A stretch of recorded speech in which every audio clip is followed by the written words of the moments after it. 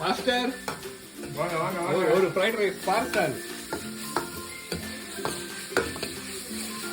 இதெல்லாம் பண்ணி ஓட்டையை போட்டு அடைக்க போறேன்.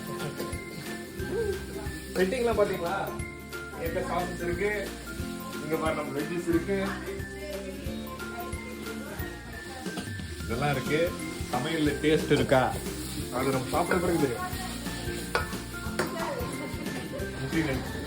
போய் பண்ண இருவாரு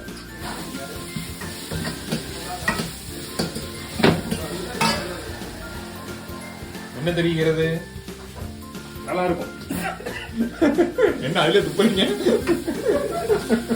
சார் ஃப்ரைட் ரைஸ் எங்க ரெடி பண்ணிடுவோம். இங்க இருக்கேடா.